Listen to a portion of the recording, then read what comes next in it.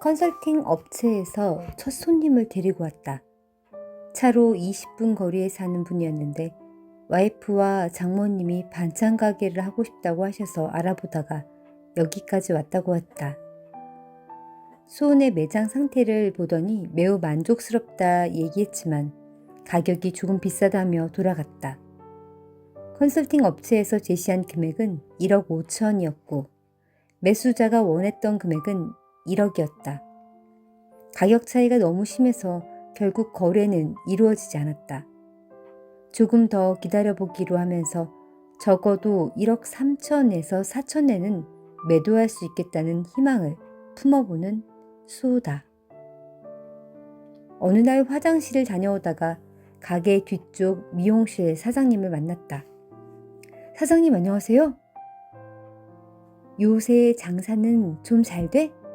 마트에 반찬 가게가 생긴다는 이야기가 있던데 뭐 그럭저럭 버티는 거죠. 우리도 이번 달까지만 하고 이제 접기로 했어.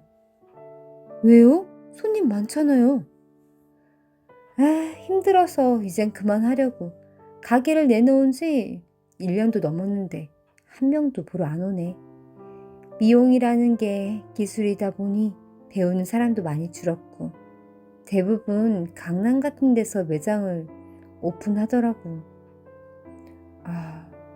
사실 저도 가게 내놨어요. 너무 힘들어서. 사장님도 젊을 때 너무 힘들게 일하면 나중에 다 병으로 돌아와. 조심해야 돼. 내가 평생 이렇게 일을 했더니 몸이 좀 안 좋아져서 그만두는 거거든. 결국 돈과 건강을 바꾼 꼴이야.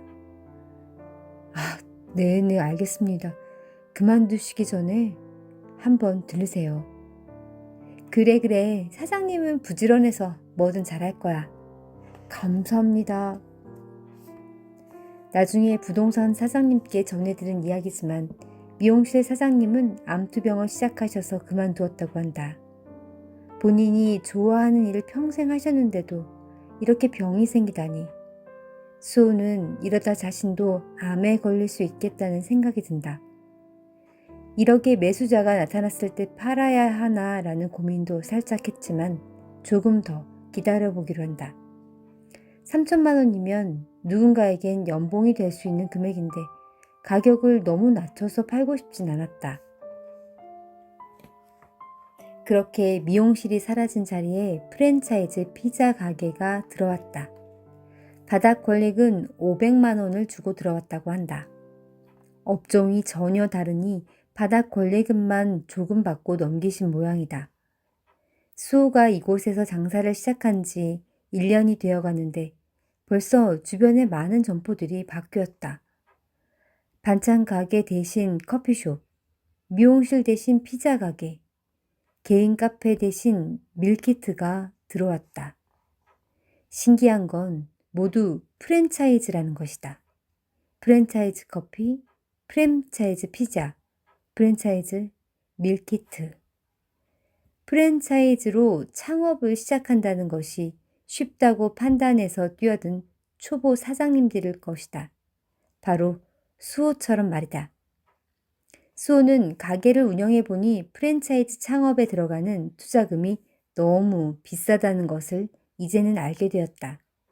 시설 공사와 인테리어 비용에서 너무 덤터기를 쓰고 시작하게 된다는 것이다. 하지만 분명 수호와 비슷하게 대부분의 초보 사장들은 정보가 없고 어렵다는 생각에 프랜차이즈로 시작했을 가능성이 높다.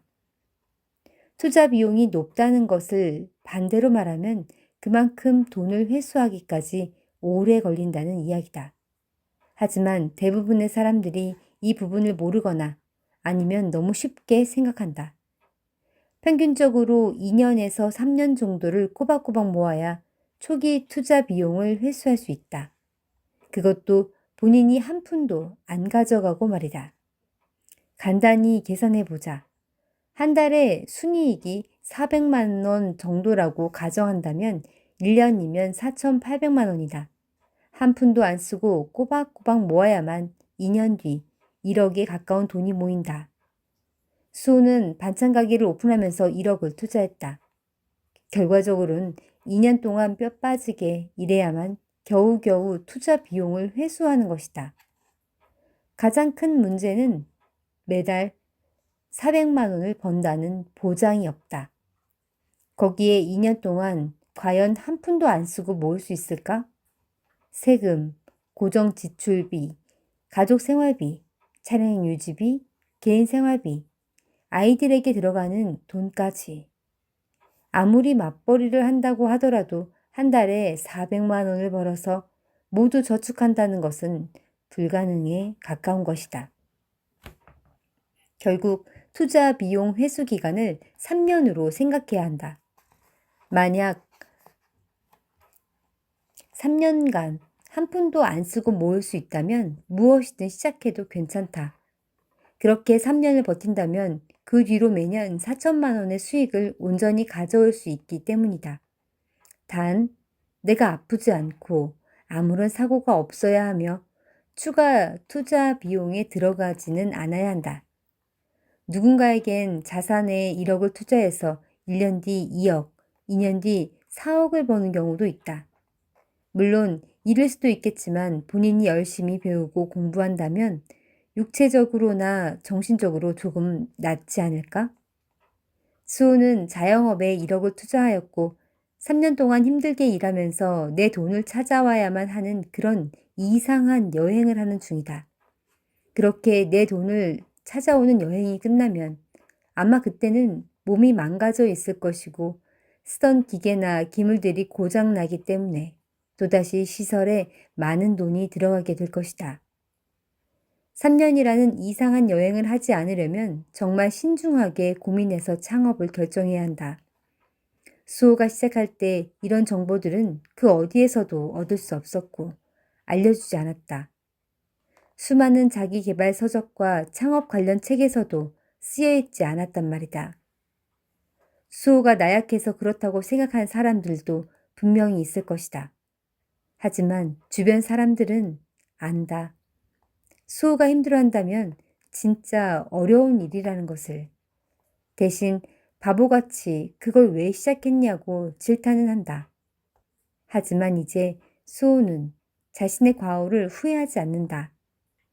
자영업 경험이 수호의 인생을 바꾸는 큰 전환점이 되었기 때문이다. 굳이 경험하지 않아도 되는 일은 하지 말고 피할 수 있는 시행착오는 모두 피해야 한다.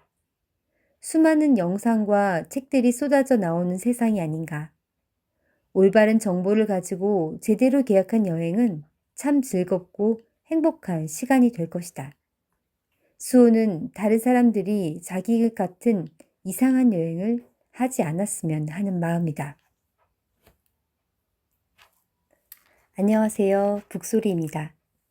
오늘 함께 읽을 책은 부자 형아의 오늘도 옆집 가게가 문을 닫았습니다. 라는 소설입니다.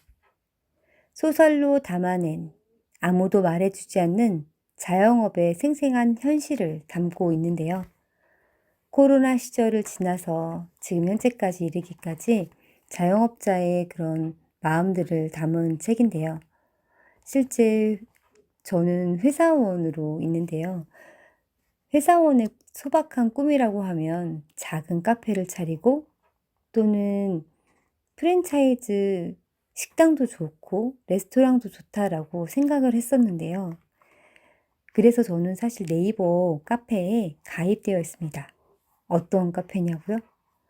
아프니까 사장이다 라는 카페죠. 가끔 회사를 그만두고 싶다는 생각이 들 땐 그 카페에 들어가서 그분들의 이야기를 보곤 했거든요. 여기에도 그분들의 내용이 나오는데요. 여러분들은 어떠세요? 자영업자, 그저 좋게만 보일까요? 이분들의 그 어려운 부분들은 사실 우리가 알기 어려운 부분이라고 생각이 듭니다. 무턱대고 시작하는 분들에게 꼭 한번 추천해 보고 싶은 책이에요. 이 책을 읽어보고 조금 더 시행착오를 줄일 수 있는 그런 계획을 세운다면 아마 이 작가가 원하는 방향이 아닐까 하는 생각이 듭니다.